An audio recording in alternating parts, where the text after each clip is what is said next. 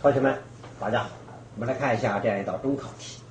因式分解 m 的三次方加上 m 加上30。那么这道题该怎么进行因式分解？我们要注意，这三项式最高次项是3次，那3次一般的情况下，我们就会想到立方和或者是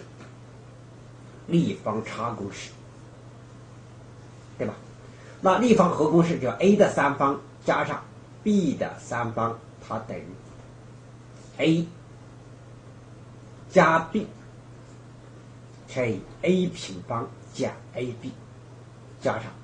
b 的平方。那么立方差公式那就是 a 的三方减去 b 的三方，这个地方也就是减，这个地方就变成什么？加号，就改变的就是这样几个符号。那么这道题该怎么办？因为这里面没有我们一眼并不能直接看出这里面的立方或者立方差公式，但是我们注意一下这样一个数字30这个数字比较大，但是它能不能变成立方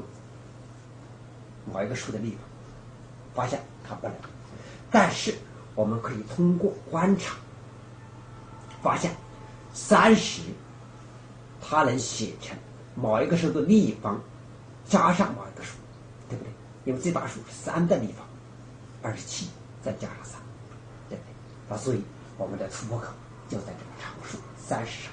那么解原式就等于 m 的3次方加上3的3次方再加上 m 再加上3，因为 m 三方加上3的3次方，我们就可以利用立方和公式写成 m 加3乘以 m 平方，这里面就减去 ab 也就是 3m 再加上3的平方加上一个 m 加3，所以我们提取共同的因式 m 加3，就剩下 m 平方减去 3m 再怎么样加上10，因为 m 的平方减 3m 加10，在这里面我们观察一下是否再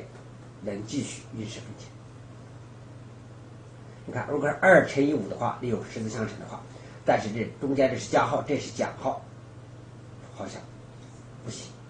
对不对？所以我们到了这一步无法再继续因式分解所以这就是最终因式分解的一个结果。